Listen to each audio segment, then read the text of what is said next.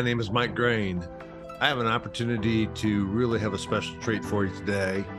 We recently had a chance at the Auburn RFID board meeting to have a panel of experts that covers retail, suppliers, and industry experts. There's over 130 years of expertise on this particular board. And I got a chance to actually moderate it, which is a great thrill for me. But you get to hear from research experts, practitioners who are both retailers and suppliers and industry experts, talk about RFID today and the future of RFID at retail. Let's go ahead and join the podcast in progress. Thanks for taking the time. For those of you who don't know, my name is Mike Graen. I've had the pleasure of working with this group for the past 20 years in the RFID space. What you have is a collection of industry experts. I added it up the other day, and they have over 130 years in retail RFID. Isn't that amazing? That's pretty amazing. I'm including myself in part of that as well. So one of the things that I constantly challenge Justin is how are we going to be better? And I told this story to Senthil and to Justin yesterday, so I'll repeat it. I believe we have somebody on the phone from Chick-fil-A. And it's interesting that I chose this particular example because Dan Cathy is the CEO of Chick-fil-A. He is an extremely successful businessman. He probably doesn't have to work, but he enjoys it. And one of the things that he was sitting in a group of his team meeting, and Amy, I told you this little story this morning, he sat across his team meeting and they were all talking about, we got to get bigger. We got to expand. We got to do this. We got to do that. We got to do this. And finally, at the end of the meeting, and I think he is a pretty quiet individual, but he literally slammed his hand down on the table and said, stop talking about getting bigger. We don't want to talk about getting bigger. It's like, we want to grow. Yeah, but that's not how we do it. We want to focus on getting better. And if we get better, our customers will force us to get bigger. So in the spirit of challenging, one of the things we want to do is talk about where is RFID in retail today? Where is the roadmap? Because we've been talking, Dr. Hardgrave, about on-hand accuracy for 20 years. There's a lot of other stuff we can do with RFID. So here's what I'm going to ask. Number one, we're going to go through about 45 minutes of me just asking them questions about where they see the future in retail, number one. Number two, what I want you to do is think about yourselves as a customer for today we call it the RFID Lab, whatever we're going to call it in the future. What are the things the RFID Lab needs to deliver to enable us to get to the future? Does that make sense? We're going to do a little exercise after this. So 45 minutes of question and answer, of me asking them questions. We will have a time where you can ask your question at the end. We'll get about 15 minutes for questions at the end, including the Zoom. And then we're going to do a little bit of a brainstorm exercise because I'm really working on doing a strategy document for Justin about what does the roadmap look like and what help does this group need from them to do that. So let's go ahead and start out with Brand Elverston. Just go ahead and I believe you're all unmuted, so you can just talk. But go ahead and introduce yourself. Yeah, so Brand Elverston, 22 years with Walmart, retired in March of 17, been in the independent space ever since.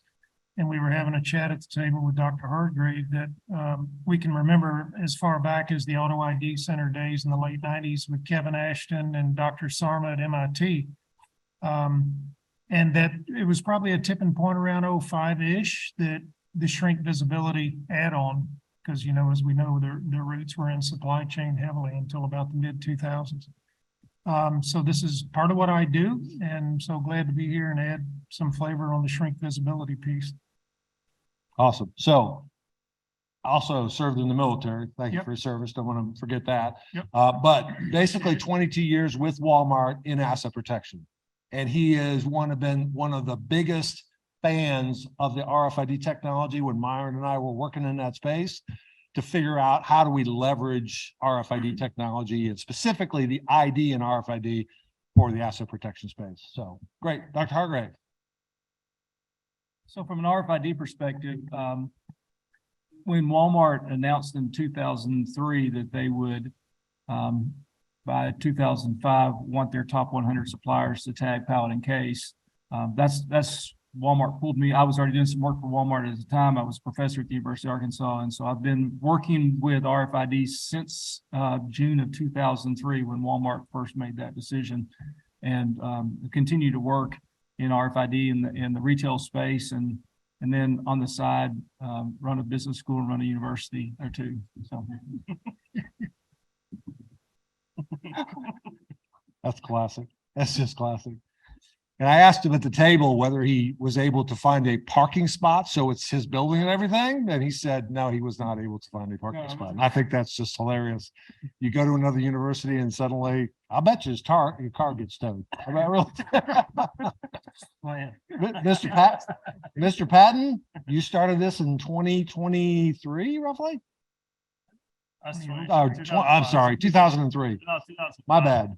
No, I was a grad student, and I was his, I guess, first employee, pretty much. So I remember I walked in his office and I needed a GA position. I was in engineering, he was for business. So I remember I was still doing my master's, and we were building this lab, and it just kind of went from a conference room to a basement to a warehouse in about 6 months.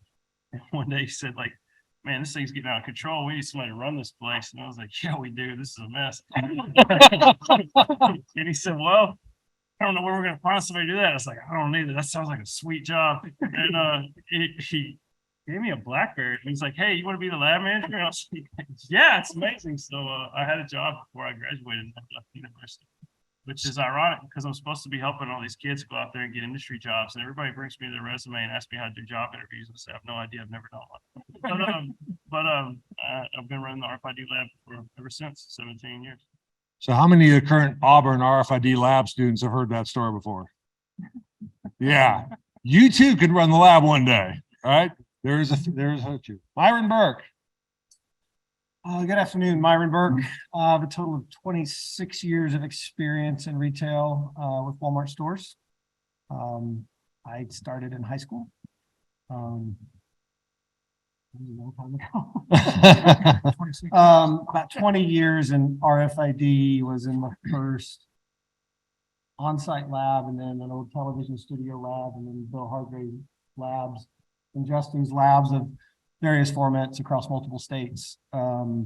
It's been an amazing learning curve, and the groups of people we've worked with, from Department of Defense to NASA to some of the best academic minds in the world. And technology developing minds as well. Learned use cases working with Mike and other folks, from serialized shipping container code. Gina and I were talking about hexadecimal conversion and different things earlier today. To now we have tags that are more sensitive than we ever thought physically possible. And so it's amazing to see where the industry is. I think there's lots of opportunities ahead that we haven't yet really fathomed the opportunities that this technology can bring. Awesome.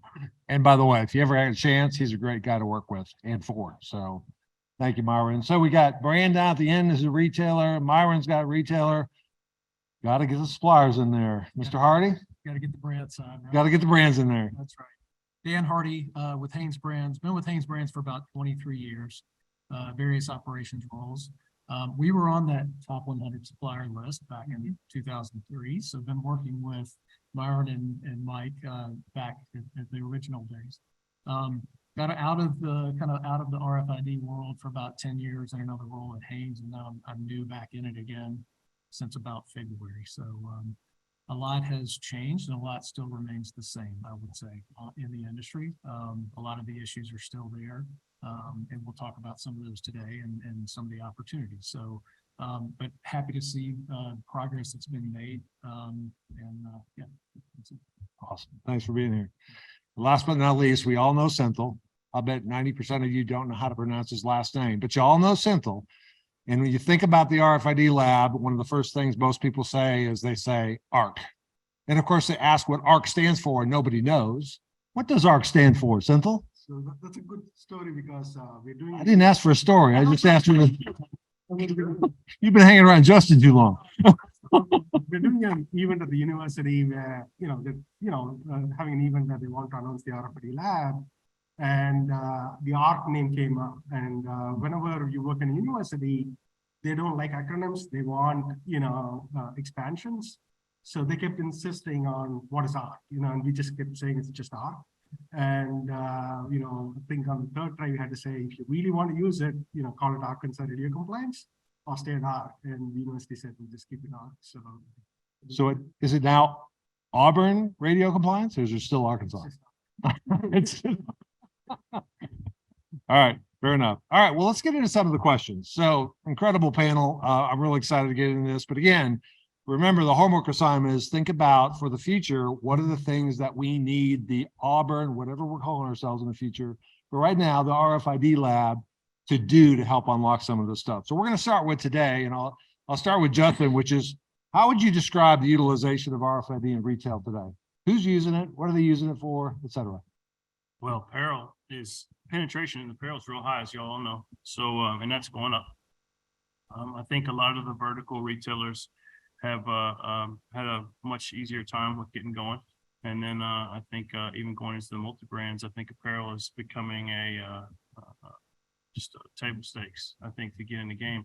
It was important before COVID when it came to inventory accuracy and out of stock and replenishment, but I think now, especially with Opus and especially with all the pressure we have on labor operations in stores, I think it's kind of just makes sense. And we're starting to see a push out beyond apparel into these new product categories, which is crucial because that takes us to the next step. This is kind of, it's not just a gradual, it goes out and tags everything in the store, which is what a lot of people thought when we initially went into RFID, but it's which categories make the most sense, which are the most advantaged, and then how do we step out into more. And it may not make sense everywhere. I don't think we're ever going to put an RFID tag on a watermelon. I doubt it. But I think that at some point we're going to start seeing some of these merge together with some of these other identification technology. So it's on a good trajectory right now for sure. So real specifically, you guys used to do a utilization study. And I remember one stat a few years ago that said 70 of the top 100 global retailers are in some stage of RFID. Where is that now? Do you still see it continue to grow? And maybe that's a question for Dr. Hardgrave. We have, and we did that study for about 7 years running, and we really reached that point, kind of almost a saturation point where we had moved down the adoption curve, and that was pre-pandemic. We were in that 70% had started somewhere on the adoption curve, right? Some further along than others. What we saw with the pandemic though was, within 3 or 4 months after the pandemic shut everything down in March of 2020, we had, probably more retailers come to us in that next 6 months than we had in the previous few years. Because with everything shut down, we all knew inventory accuracy was a problem, but it really shined a huge light on the inventory accuracy issues that retailers had in the stores, right? When you shut the stores down, the stores go dark. And you're trying to source from the store, or the consumers are demanding buy online, pick up in store as a way to do that. You've really got to know what you have. And so for those retailers who'd kind of been on the sidelines, who were just kind of getting started, it really escalated during that time. Yeah, so that's a great segue to the impact of the global pandemic to the utilization of RFID for specifically omni-channel purposes.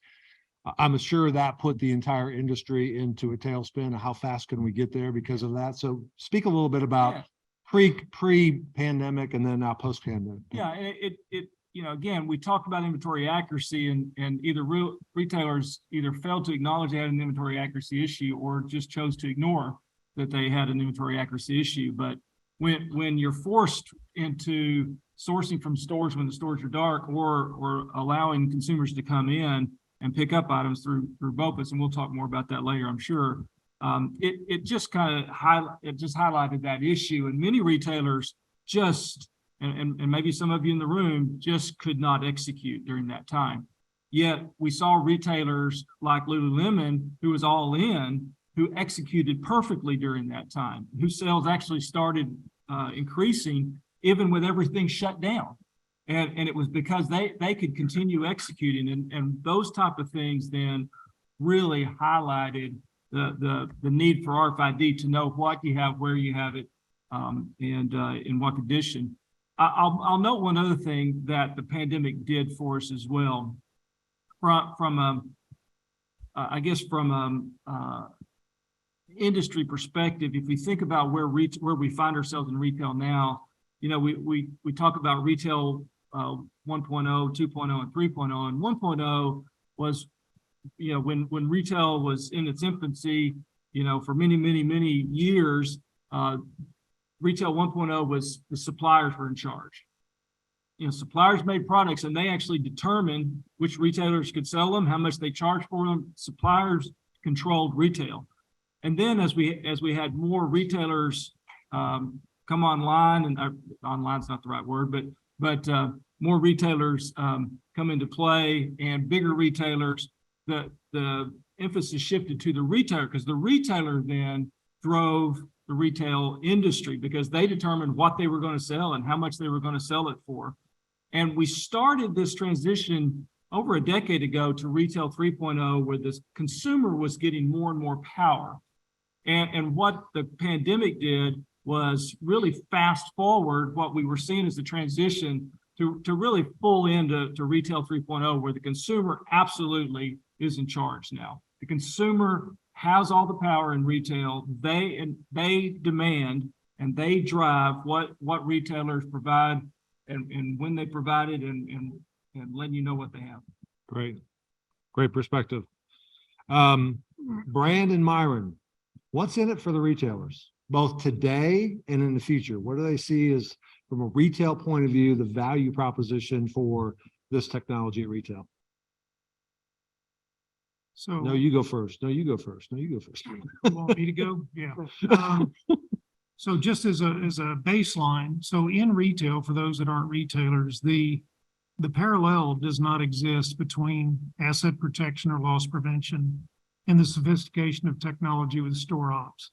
So the value prop that really highlights quickly is not only the shrink visibility, but it allows in most retailers a dark space of it knowing exactly when you do the annual inventory, what's missing beyond a financial statement of saying, look, you shrink out $1 million this year, and not really have a whole lot of intelligence under it. It causes us, the asset protection professionals, to do a lot of guessing, albeit fairly sophisticated. We can get pretty close approximations, but when the operations side can tell you within 30 seconds, we sold a tube of Crest toothpaste, mint flavored in Shenzhen, but on an annual inventory, when we get that $1 million number, we haven't a clue how to piece that together to add up to $1 million. We know some of it's electronics, some of it's space care, some of it's, dog food, power drills, etc. So that incongruity, if you will, between the sophistication of those two divisions, RFID really opens a door for that profession to step in and be a player in decision level with true information and data. And that's a first. That has not existed prior to RFID. Awesome. Myron, anything to add? No, I think building on what Brand said is, if you look at the retail operation, the two most important lines to the P&L are the wage expense or productivity and the inventory expense. Those are the two most influential numbers and the two most controllable numbers. So if you can speed up the productivity of your workers by making sure they do tasks that matter. When I load stuff onto a truck, it's stuff that I need at a store. When it gets to the store, I know it's going to fit to the shelf. When I was at Walmart, we started an engineering innovation team where we started actually calculating what's the cost of pulling a box from the back room and then having to take it back to the sales floor. And when you do that 50 times a night in 4,000 stores times that number, which I can't disclose that number, you start sitting back in your chair and saying, we got to figure this out. So as you look at a world that's moving toward automation and saying, how do I get automation systems for the capital expenditure to pay for itself if I'm sending it bad needs data? I'm sending it bad inventory data. I can't make that system more efficient than a person to justify the capital expense. So you have this improvement in productivity, which improves the wage line, which helps you run a more profitable, better served business for the customers. And then on the other side, you're better leveraging your inventory. And you're actually able to separate what we call real shrink from fallacy shrink, process shrink. I thought there were 50 units of bread and there were 60. I miscounted because it was stacked in opposing directions. That's a 10-unit delta that shows up in that annual inventory that had nothing to do with someone walking out the front door or someone sticking it in their duffel bag. It had to do with an order of operations. And statistics, some of us were talking about statistics class earlier tonight, tells us that, you know, by rule, you're going to get 1 out of 10 out of average to be an error of a human engagement. So being able to catch those things in near real time, even if it's within the week, it helps you resolve your financial accounting to make retail math work more like a cost math infrastructure without having to run a dead unit inventory every single day. And I think that's a bit of an unlock that we don't talk about very often is running retail math in a cost inventory model, but not having to run the cost inventory overhead. That's why I loved working for Myron. And after that sermon, he would go, "So Mike, go figure that out." It would always be so go come to me with a proposal tomorrow. Great. It's very true. Very true. And man, if he had a whiteboard right now, he would be all scribbled up. Watch it. Dan, brand owner. You've heard all of the retailer benefits. What are the brand He's been owners? scribbling since we've been up here. Has he been really? He's got his whiteboard. You know, I think from a brand perspective, so we kind of see ourselves, we're in apparel, as you can imagine. We kind of see ourselves as a consumer packaged goods and highly in our innerwear businesses, at least, very highly replenishable businesses, right? And so we are completely aligned with the retailers around the importance of OSA or on-shelf availability. And so this is a major driver for that, not only because, you know, the end consumer needs to know that the product is on shelf when they're actually in the retail store, but for buy online, pick up from store and ship from store and all of those things. So we actually have seen that benefit on the brand side. When we've seen our major retailers turn that on, not only did we see a true up in the inventory at the stores, we saw that come through in our, you know, in terms of orders on our side to refill that inventory. And we see that kind of true up on a weekly basis. So that's really important. What it does, we've always had these debates internally at Hanes since as long as I've been there about, you know, is a retailer carrying enough inventory to support our sales? And so our product marketing teams were always all over, you know, we're not performing as well as we should be, and it's because of inventory. So this takes that away to a large degree, takes that off the table and brings you to kind of a level playing field from a sales standpoint. There's another benefit that I think, you know, we've recognized at Hanes, I don't think we talk enough about, and this is about the whole demand variability or volatility. Do you have that slide that I put in the deck? Yeah, go to slide 31 for me. It's a graph slide. Supply chain graph slide. Go ahead and keep talking while you bring that up. So, you know, when we went to go talk to our retail partners, planning and replenishment teams, we would always pull out this slide. So we have a very kind of steady POS rate. You know, if you look at POS of our inventory or POS of our products at store, again, highly replenishable, fairly predictable. That's the dotted line that you see in the middle of the page. We can predict that. If you look at a year over year of that same line, it would look fairly similar. So the folks in the back, what is the red line triangles versus the squares? The red lines are point of sale. Yeah, the red lines are our POS and store sales. Okay. Okay. And the blue lines are, And this would be at say an item level, an SIC level. Yep. Store item combination. and the blue lines are shipments Blue to, lines are shipments. So we see this highly variable pattern of shipments versus POS. And we would always say that creates a lot of inventory, not on the retailer's end, but also on our end too. And so this is something I think that is an important thing. Is it isn't kind of a message for the retailers. Is you're sort of selling this in to your suppliers. That's something to talk about, right? If you can bring those two together, then you can really optimize your supply chain. Yeah, and by the way, if those are your shipments, what does that back all the way to your raw material suppliers? What's their bullwhip? That's the term for it. What's their bullwhip effect? So great point. So if you get the accuracy at the store right, you know how much you have and you know how much you're selling, That's right. factoring that back throughout the supply chain is a very big opportunity. Certainly, that's not the only component Right. of it, but it is probably a third of it at least, right? Awesome.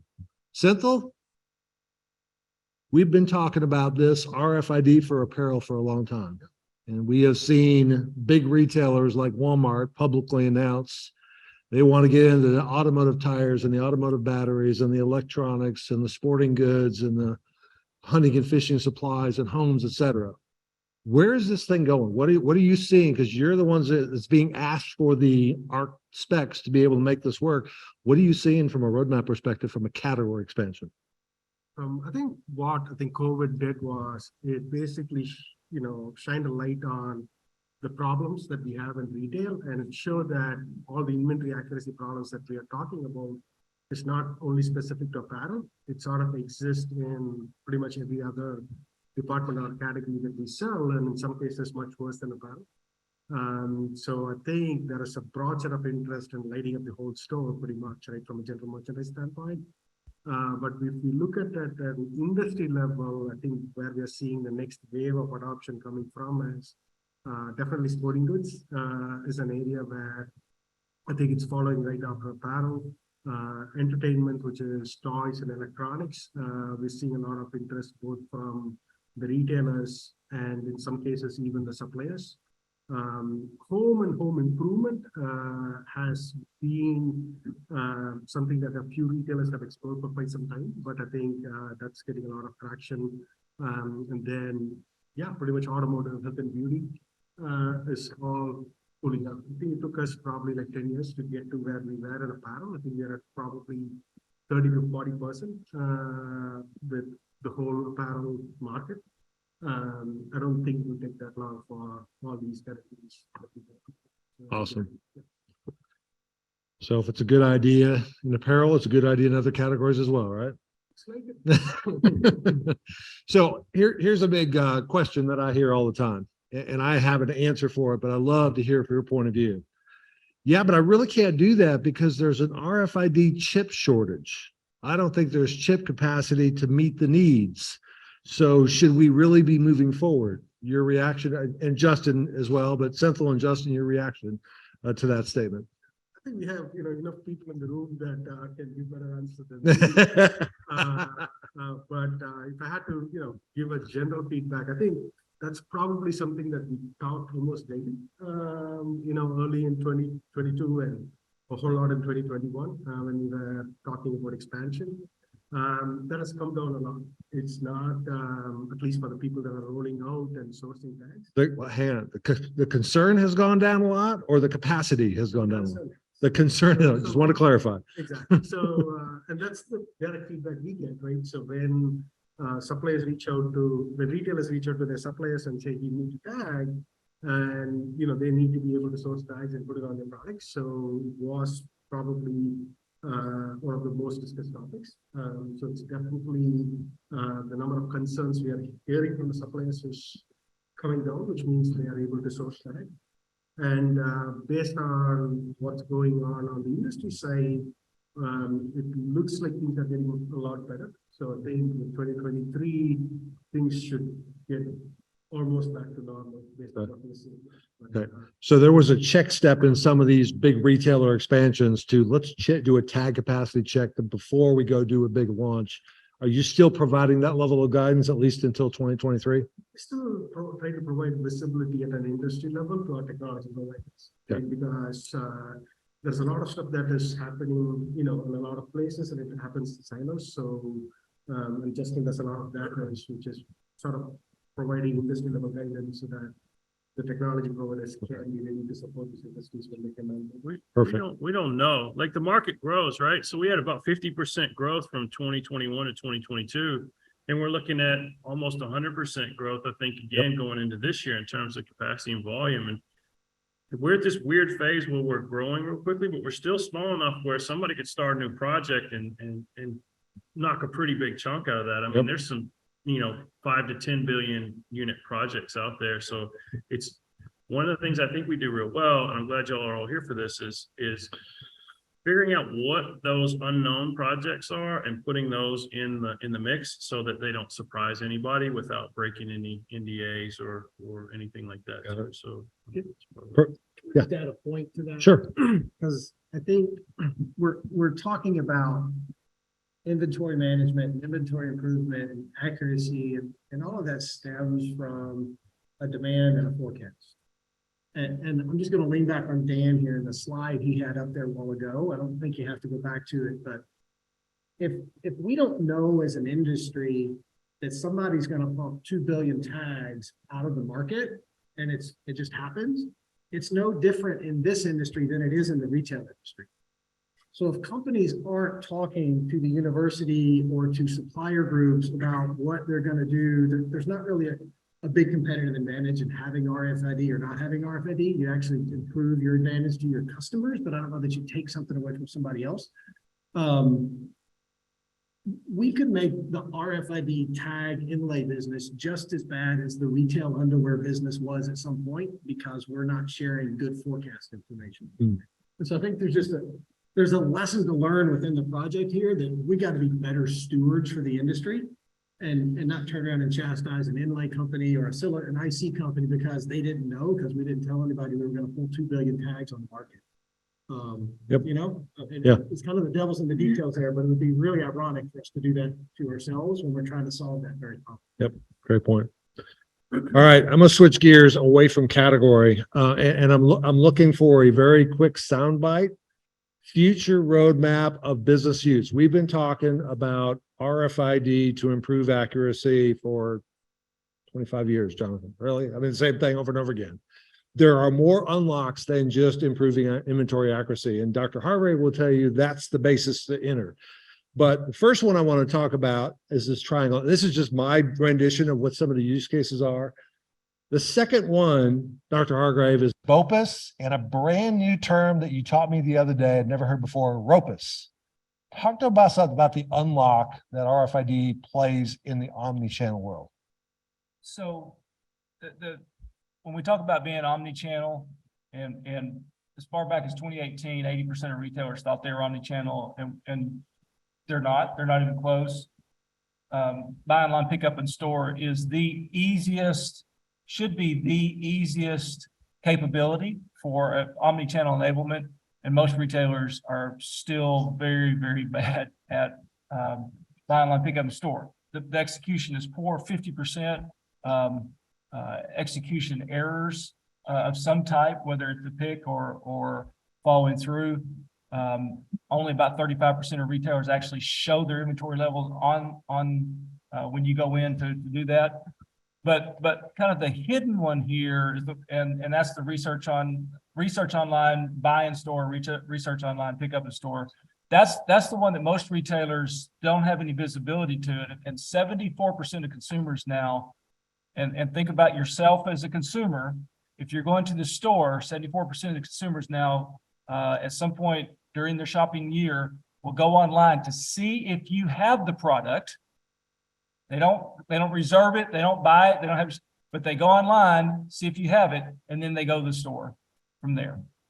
And if you don't have it, if you don't show them online that you have it in stock, you've missed out on a sale, and you've missed out on getting that person in the store, which right now about 25% attachment sales when you get somebody into the store who looked online. That's again, that's kind of a simple use case. And so you're talking about future ones.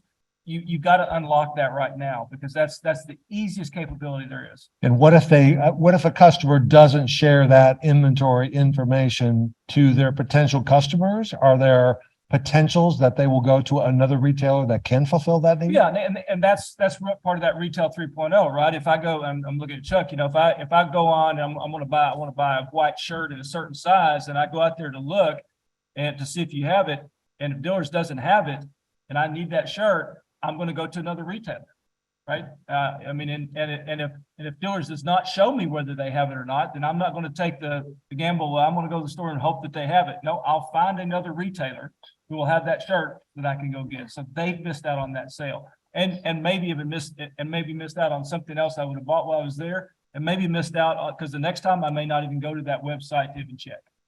Perfect, perfect.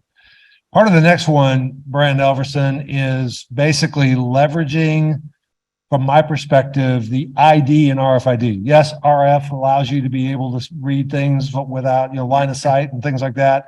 But the ability to uniquely know where things are in the supply chain coming into the store. Talk to us about the asset protection uses where you can leverage the ID and RFID for asset protection purposes. So going back to my earlier comment about the sophistication of technology and the mainstream ops versus that of asset protection, loss prevention. Most all retailers, to build Dr. Hardgrave's point, have some idea what they own. It may not be right, but they have a system where when it comes in the back door, somewhere it's being accounted for. Imagine if that didn't exist. That's where asset protection loss prevention is. So it's not an incremental step forward.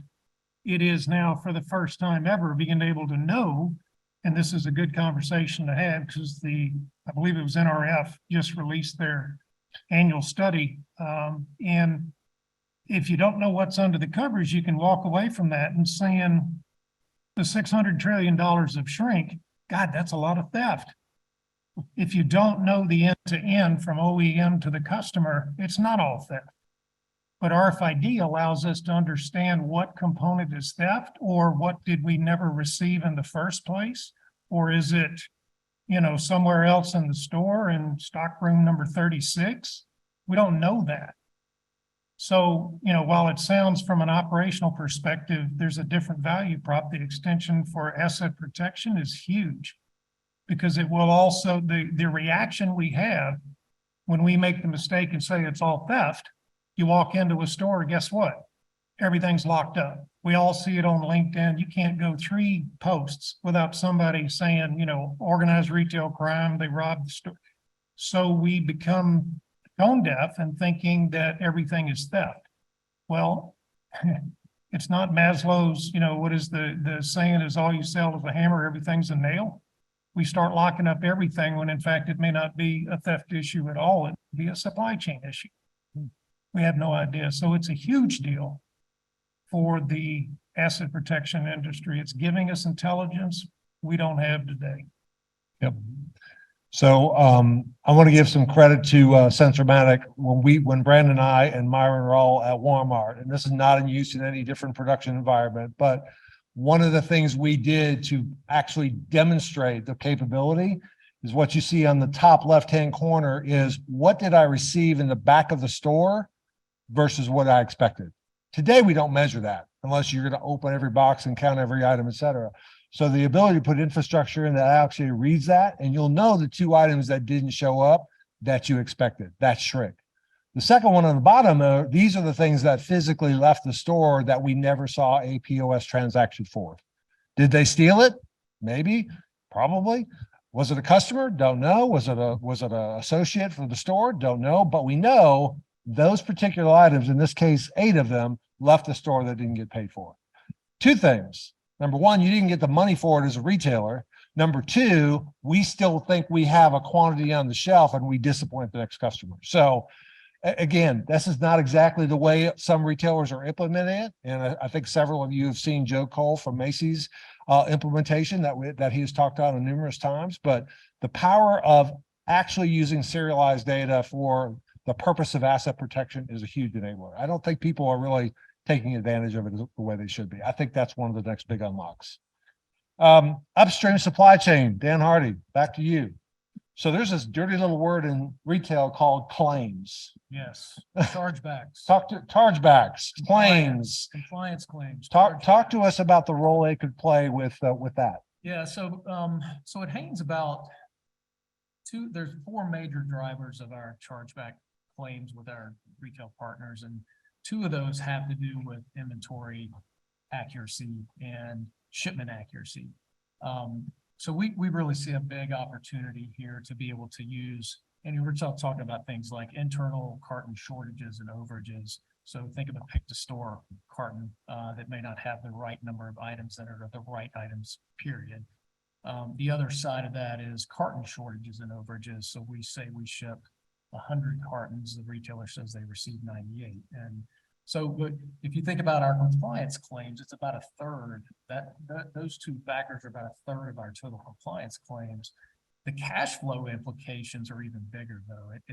Those two accommodate for about 60 to 65% of the cash flow tie up of these claims as we try to negotiate with the retailer. So all sets up to be a very nice way to try to validate those outbound shipments, validate inventory from our internal supply chain. And that's really kind of the long-term vision that we see is if you can push that back into the supply chain, into your manufacturing plant, then you can start to automate things in your distribution center. So we got to start at the end and work backwards from there. Yep. Absolutely correct. All right. Another big opportunity. So we talked category expansion with Senthil. I'm going to put Justin on the spot. When you first opened the lab back in 2005-ish or so, I'm not sure what year it was, one of the things you had was a dressing room or a changing room to mock up what a potential customer experience could look like. I haven't seen RFID used a whole lot in retail. So talk to us about what you think the future is in terms of leveraging that RFID information from a consumer engagement or customer engagement perspective.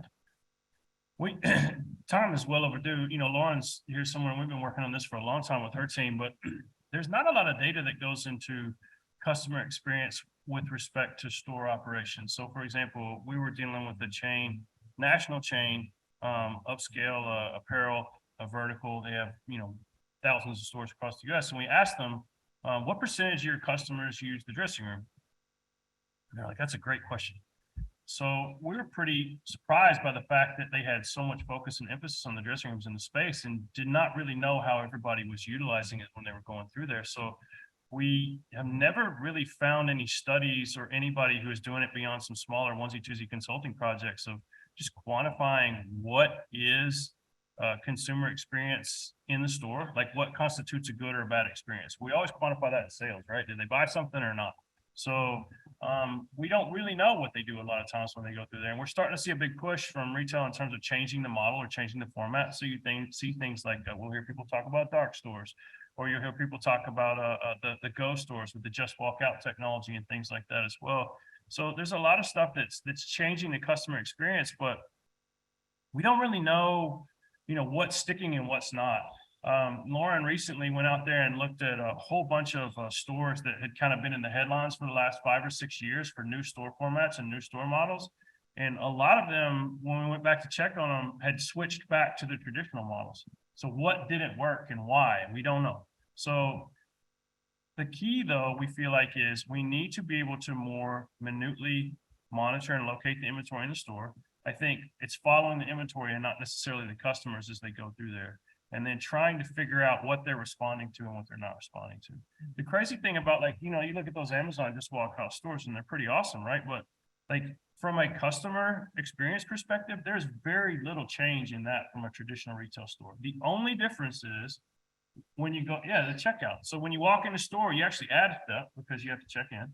And then when you leave, you just walk through instead of taking the stuff out of your basket and checking out. But the entire rest of the shopping experience is the same. But from a customer's perspective, that's a full, they walk in, oh, look at these videos, it's amazing, this is like the future. So it doesn't take much, I think, to really shift the customer's mindset in stores, but we have a hard time quantifying that in a way that makes it sticky when it comes to implementing. Because in reality, they just redistributed the checkout experience. Right, they moved it to the front, right? Yeah. But that little shift was a big difference. Yeah. Yep. All right, I have one more question. I'm just going to get ready for you. So if you have a question, kind of be thinking of it, raise your hand. We'll have 2 mics going. The last question, probably for Senthil and Myron and Justin.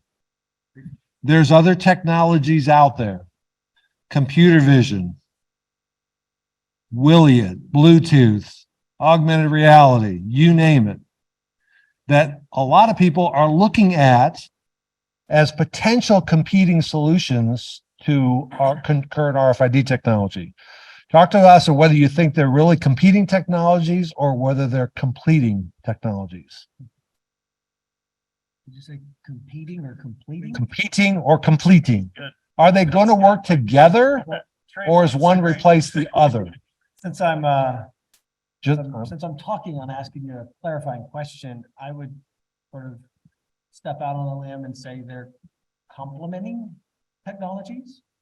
I think we have to remove the term this versus that when we're talking about technology solutions from our vocabulary as we think about being retail innovators in the future.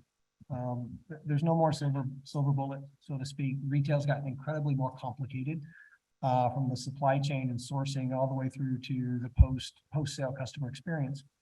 And I'll just kind of tie a couple of things together here that I think are critical to that.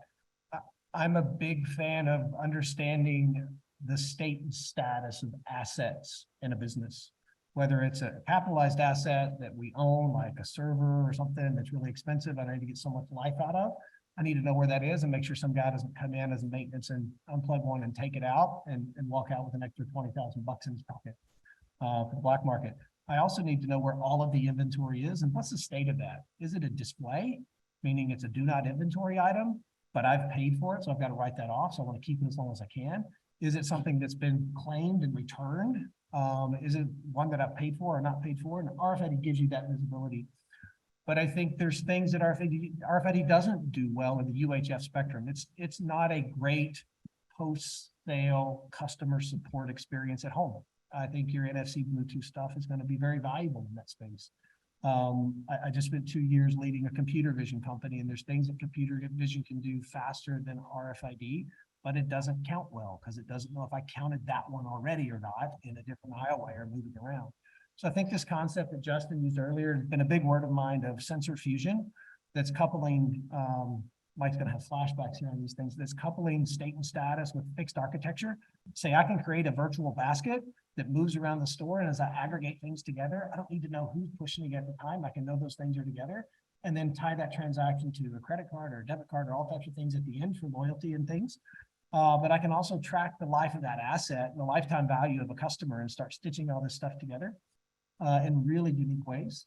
And having those sensor fusion items work together takes pressure off of one singular failure point. And we have to do that across our businesses as well. awesome. Justin and Senthil, any other bills And I think from Professors Burks? Yeah, I mean, I think what I'll say after what Myron said is, it really depends upon the perspective you have to the project. If you think of that project as an RFID project or a BLE project, then they become competing. But if you take the other perspective of what am I solving, is it a traceability project? Is it a inventory accuracy project? Is it a consumer experience project? Then you start to realize, I got to have everybody, right? It's not an either or, it has to be a team of one. So it almost looks like who's driving it and what they're trying to achieve. And you can see that in the same organizations and different organizations. But I think we are seeing a shift in, RFID being part of traceability projects, RFID being part of supply chain improvement projects. And when that happens, people realize everything has a role to play. Yeah, awesome. Justin, anything to add? People just want a tool, right? So not everybody wants to start out on an innovation project. Nobody wants to do a moon program to just solve their problem in the store. So they want things to be, more stable. They want things to know that they work. They want to invest in a market that there's a lot of other people using it, that they feel like that they're going to get their value out of there and they're not taking a risk on this. And I think that we create a lot of problems for ourselves as an industry, especially with solution providers. We start getting in each other's lanes and being a little bit argumentative sometimes about, this versus that. And I think that creates a lot of FUD for the users, right? So I think we just need to be responsible stewards of the space, focus on what is the primary value that they're trying to get to, and then focus on whatever technology will get them there, because there's a little bit of room for everything. But we're trying to present this space, whether it comes to serialized identification technologies or serialized product identification and inventory tracking, as something that is a mature space that people can work in and invest in, without getting into a confusing tech bake-off. Awesome. Perfect. All right, we're going to open it up for questions. We got a mic here. We got a mic here. Who's got the first question? Jonathan, of course. Great presentation. Thank you. My question is so I was keying in on what you said, Dan, as far as the value to a brand owner regarding like demand forecasting. what other carrot or carrots can a retailer offer a brand owner to entice them to RFID tag at source? Yeah, so I think, and I kind of said this initially, I think it's all about ensuring that, you have a good story to paint to say, my retail inventories are going to be accurate. We're going to update this on a regular basis, on a weekly basis. We're going to true up our inventories. And so what you see in the store, you can count on being there. So you can take all of that variability out of the picture. So that I can go back to my management and say, hey, this is the true read of what POS on our item, our store item combination is actually doing, right? And so there's no debate about, well, there's a lot of noise in there because they don't have enough in the store. You may have that conversation, but it's all about, I can now believe. And so it is that level playing field for your items. I think that's kind of the biggest benefit. And then I think the other benefits that fall from that are, hey, you're gonna see a regular replenishment coming through to kind of true up that inventory. You should see that. So you would expect that, but it's also going to stabilize that demand signal that you're getting from your retailer, right? And that has implications all the way back to your supply chain. So I don't think that's talked about enough. And I think we're doing a lot of work on that at Haynes and then trying to figure that out from an OSA standpoint. But I think that's important for retailers to kind of be able to communicate to their supplier. I mean, for the retailers, in the room and on the call, and may look at this in terms of, we're dictating this to the supplier community, but if you really want them to jump on board and embrace it, there's a sales piece of it. Like, you have to sell that to them in a way, and help them to understand what the benefits are, but by making that investment. Okay, so question, John from UPS. One, very great. That we should give the group a round of applause. That was really something. So two questions. One for you on the RFID side, and we've talked briefly about this, so I'm curious, and the other panelists, I'm UPS, so you guys talked a lot about retail, a little blink about supply chain. I think there's, obviously I'm biased, big opportunity on the supply chain side. So one, is there room for a universal label? And what are your thoughts on that as it goes from retail, Haynes, Walmart, and comes into my four walls of UPS or even my great competitors, FedEx? Is there a scenario there? And then two, maybe for Myron, because he talked about the financial part of RFID. What is a traditional sort of ROIC on an RFID project? What should people expect when they invest in these projects? So two questions. Thank you very much. I'll take the first one. I think that's what we're working for, right? Is sort of like alignment both on performance and to even extend that alignment on data standards. So when, let's say, a retailer is putting an RFID tag on the product and shipping it to the customer and it goes through UPS or FedEx, you already have an RFID label that's part of the product that's in the box that's flowing through your supply chain. So, how do we leverage that, right? Is there anything that we can do to leverage that existing tag rather than slapping another tag on it, right? Of course, the taggers would love to, sell two tags, but there is, I think, a lot of discussions. So that's probably going to be one of the big topics that we have scheduled for tomorrow and Thursday, is to sort of look at cross-industry alignment and having a baseline of performance, so we can expect a minimum quality of performance across the entire supply chain, whether it is at the supplier, whether it's at the retailer, or whether it is at the logistics level. But I think it extends beyond just that performance, even, maybe with the tag standards and stuff like that. But yeah, I'm more than happy to chat. Yeah, the second question, just for the folks who are on the Zoom call, the second question was specifically at Myron, and the question was, what's the ROI of these kind of investments? Was it ROI or expectations? Was it ROI, right? They want to promise, Myron. They want to promise.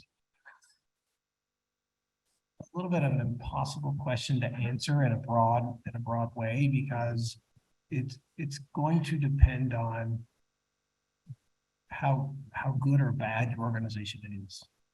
And so I can tell you, I've seen ROIs from the 3% to the 20%. Okay. Now, some of those are our ROI wasn't on the inventory. Because we were paying a whole bunch of extra people to double count everything that went on and off of every truck. The ROI was you could cut 1,000 people out of your head count because you don't need to count everything twice anymore. So it's a very different ROI model because nobody wants to talk about an attrition model in an ROI discussion. But it also says your original operational processes weren't as good as you thought they were because you just kept stacking people on top to do the same work, which is not productive in any operation. And then you see some that are I think, you know, when you first said expectations, the word I sort of threw over my shoulder to Justin was chaotic.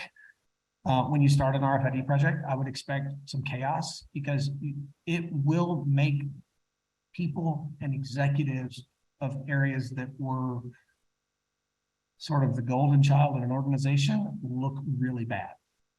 It will expose things in an organization that are non-discriminate because it doesn't care whose P&L it is. It doesn't care anything about how well the organization has been awarded or recognized. It just says there's a lot of things here happening under the covers that we don't have data on, kind of like the dressing rooms from that perspective. And that's where I think the state and status becomes very important. And it kind of parlays into what Senthil was talking about in your question about, you know, could one tag work across the industry? I would affirmatively say absolutely. The problem is the enterprise ERP infrastructure can't support real-time data flows because most are 24-hour batch process systems, and they can't respond fast enough to the EDI flow that we need on edge networks. So there's a lot of other paralyzing factors in the compute industry and data transfer industry that is beyond a tag limiting factor. I think the tags can do way more than we can functionally process within our enterprise systems today. And let's be honest, nobody wants to go rewrite or redo enterprise systems on capitalized budgets because they're crazy expensive. And by the time you get them done, they're out of date from that perspective. So I hope that answers some of your questions. One more question. Thank you. Well, first of all, thank you very much for sharing your experience with us. It was pretty informative. We appreciate that. I'm Gilda from Golden State Foods, and I do have a two-part question to ask anybody. All of you can answer this question. How vulnerable is RFID to cybersecurity threats? That's part one. And part two, based on your experience, have you seen any cybersecurity attacks on this technology? We did some of this with the DoD in the past. So they tend to have a lot of different rankings and hierarchies for cybersecurity threats when it comes to RFID. For passive UHF, it's never really been a concern because the amount of data that we're loading on the tag is limited. So for the most part, if you're using an EPC or an SG10, it identifies what type of product the item is, and then possibly a serial number that's associated with that item, which is not meaningful unless you have an associated database. It's kind of like your license plate for your car. Like anybody can read your license plate. It's not really a security issue. Nobody's going to steal your social security number from it unless they're already in the DMV database anyway, and then you got a bigger problem. So I don't think that passive UHF has been an issue except for whenever people irresponsibly load data on there and go off standards. That's a big plug for staying on standards, right? There are some, RFID is a big world, right? So there's hundreds of different kinds of technology of RFID, and some of them are active and they can load a lot of data on there. So I don't know if we can speak definitively to every single way that every single person is using RFID data, but I can tell you that, you know, people think of weird things. I saw something the other day about Fitbits.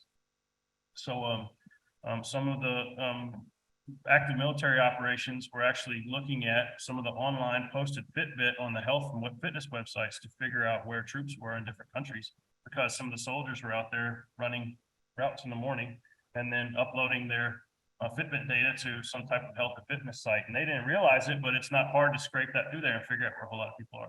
So I don't know. There's odd ways that people may not intend, but we've never come across a major issue, to my knowledge, with any type of malicious capability of using the base level data that we're putting on when we talk about passive UHF. All right. Did they answer both your questions? All right. Two logistical things. First and foremost, you guys stay here, but we want to appreciate you and thank you for 130 years of experience in this space. Well, I hope you enjoyed that podcast with all of the experts in RFID and retail. Again, some incredible thoughts and perspectives from where we are today, as well as where we're going in the future from an industry perspective.